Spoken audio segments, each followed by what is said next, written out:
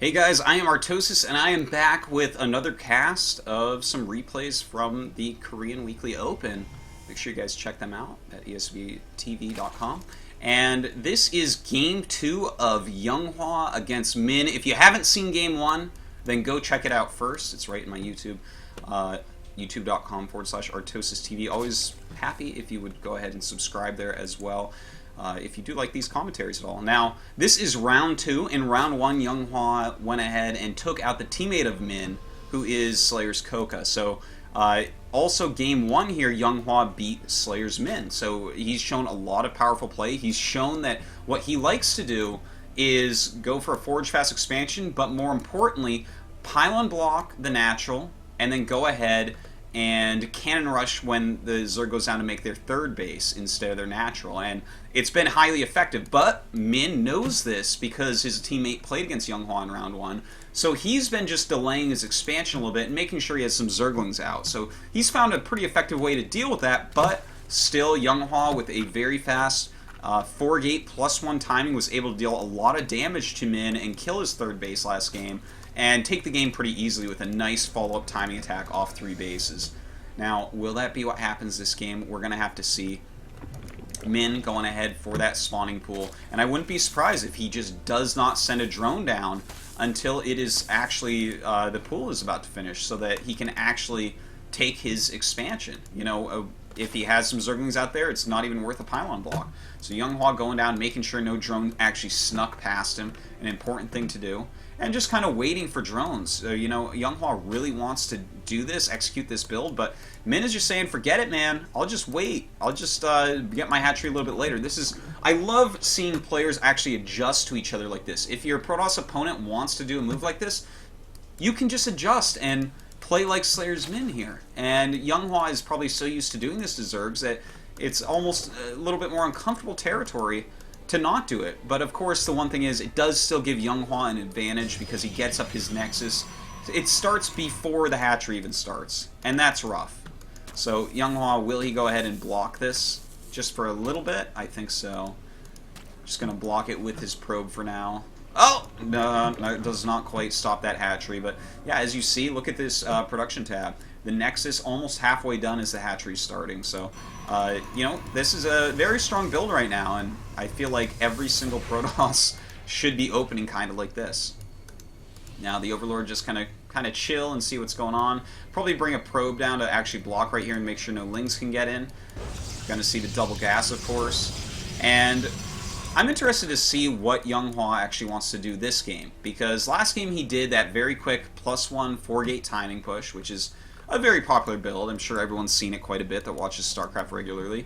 And, you know, this map, it can be very good for taking a very fast third. Of course, there are big timing attacks you can do on their third base as well. You know, if you go through, like, this area, for instance, this is a pretty thin choke, basically. If your army's, like, down here or up here, the amount of force fields it takes to really make it so there's no surround on you, it's not that many. And that's really what makes a timing attack powerful from Protoss off of 2 bases. So we'll have to see on that. Now Min, reasonably quick gas here. I think he's just going to grab very quick speed. We'll see he actually has that 100 gas. Oh, wait, does he have that 100 gas yet? No, not quite yet. Okay, so, but in fact, Younghwa starting that +1 very quickly yet again. So definitely could be a little timing push as well. A little pressure coming out of him. And with Min, with this pretty quick gas, Min finally is getting up to that 100 gas area. If he goes very quick layer, I'm going to be quite surprised. I feel like speed, yeah, speed far superior. You know, after what happened to him last game, this is another good way to switch. You know, think about what happened last game if you already watched it. It was a couple Zealots, or a Zealot and a Stalker followed by another Stalker that pushed out and allowed a pylon to get up near the third base of Min. Now, if he has quick Zergling speed, that little push out by Younghwa doesn't do anything. If you have Zergling speed, you just surround the Stalker, you surround the Zealot, and you go over and kill the pylon. And then the push is greatly delayed. It's a lot harder to get going. So, yeah, and with 10 Zerglings coming out, it looks like that's exactly his plan, is to stop any possible push. And as we see from Younghwa, 3 more gates coming up. So he's definitely looking to do at least a little bit of pressure here, Chrono boosting that core to get the Warp Gate research done a little bit faster. And look at this. With the Stalker out and a bunch of Lings on the way, as well as the metabolic boost that YongHwa has no idea about. Of course, he couldn't know that the gas is there yet. If he commits out here at all with the Stalker, it will be surrounded as soon as speed finishes. And in fact, he's going to chase the Stalker. The Stalker is going to try to get home thinking he's going to make it, but he is not probably going to... Well, actually, some of the Zerglings not going, so there's a possibility he might make it. But these speed Zerglings should be able to surround him pretty well. And, well, it looks like, you know, he should have brought all his Zerglings. Could not surround that Stalker in time. A little bit sloppy, but does get a cancel on the proxy pylon. The probe is dead as well, so there's no forward pylon to actually do any pressure off of with these gates as Warp Gate finishes. It just finished up, but he can't do anything about it. So instead, YongHwa getting robotics and getting a Twilight Council. So, you know, this looks like... And +1 armor as well. That's interesting to me, because normally if you're going to do something like a Blink Stalker attack, you're not going to get this +1 armor. With the Twilight, you're just going to start up +2 attack. And this is going to take a long time to finish, so +2 attack isn't going to be lined up with anything, really. This definitely could just be an expansion. That's what it's looking like right now. And in fact, with this probe coming out, making a pylon there, it does look like it'll be an expansion, but Min already dropping the creep at that third base, a really great choice. It's going to slow down any expansion attempt very much. And Min's actually looking pretty good this game. You know, these little adjustments he's made have really paid high dividends. No harassment whatsoever. All he had to do was get speed a little bit quicker and make 14 Lings. And, I mean, it worked out quite well.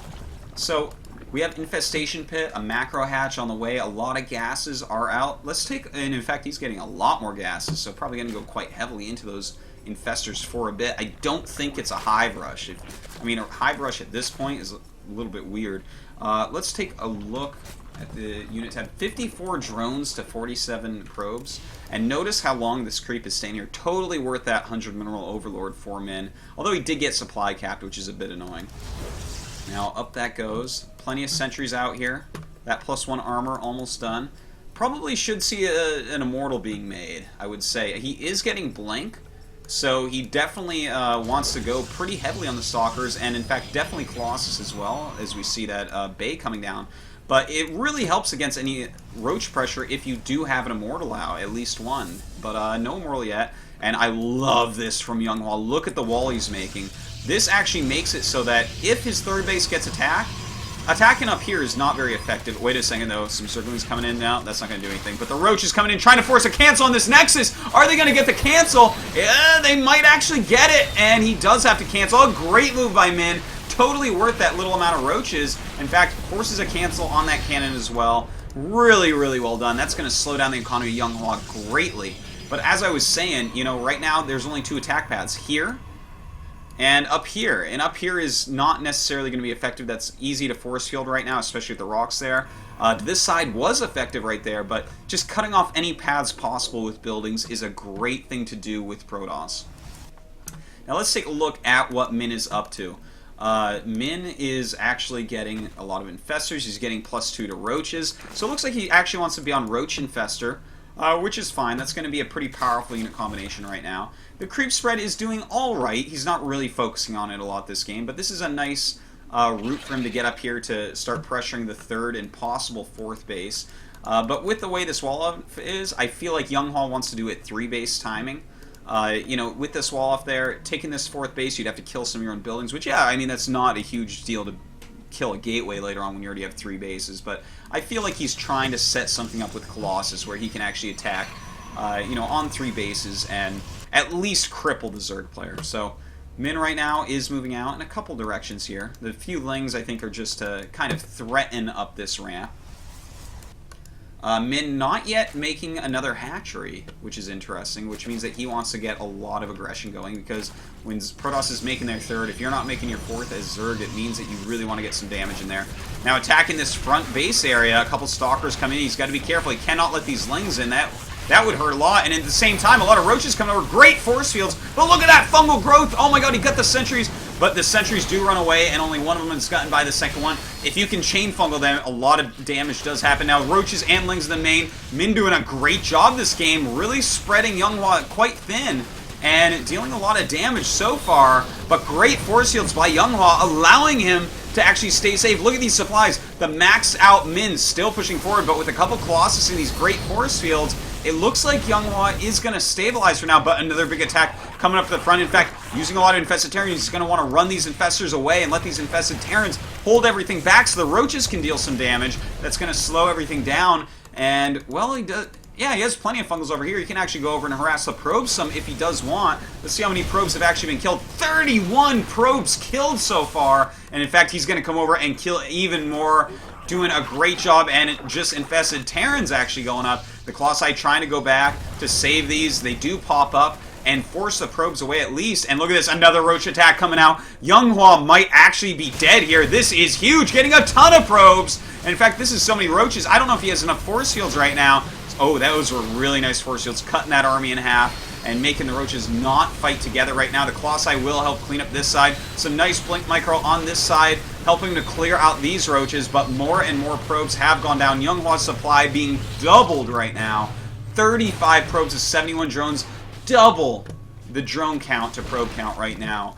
I'm actually getting nerd chills right now because Min is playing oh so well. Look at this, another tag. He is absolutely everywhere right now, doing such a great job. And guys, this is all in the back of slightly switching his build. He's adjusted twice to YongHwa. The first adjustment was in game number 1 where he knew that YongHwa wanted to cannon his third base, and pylon block the first base, so he just got his Zerglings out before moving down. The second adjustment was this game, getting those Speedlings early, and that allowed him to develop his economy and actually hit that nice little timing that canceled the Nexus, and it has snowballed from there.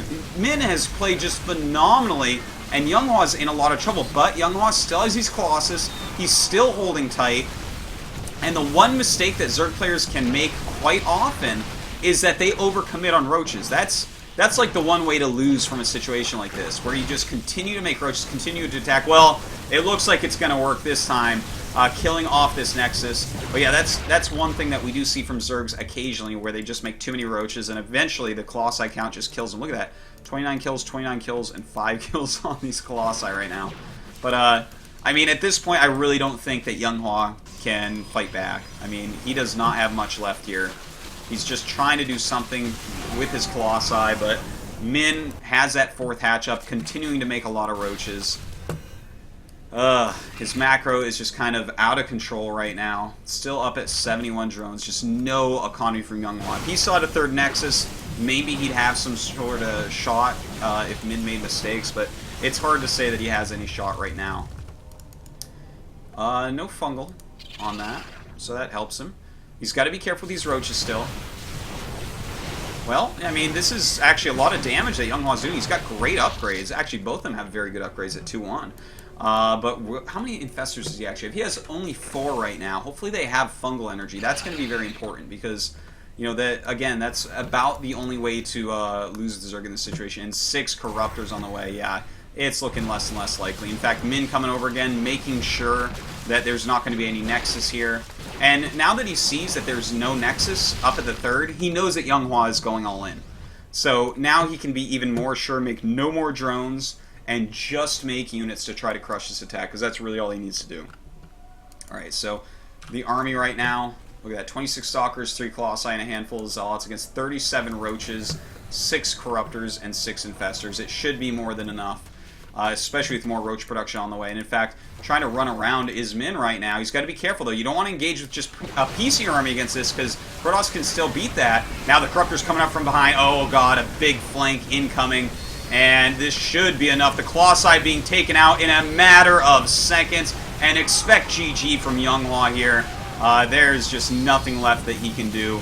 A beautifully played game from Min here. Really adjusting to the play that YongHwa has shown so far, showing himself to be a very intelligent Zerg. So guys, thanks for watching, and if you like it, please subscribe on youtube.com/ArtosisTV, and hey, Game 3 is going to be on my YouTube, so check that out. This is, of course, just Game 2, and they're tied up 1-1 at this point, so yeah, see you later.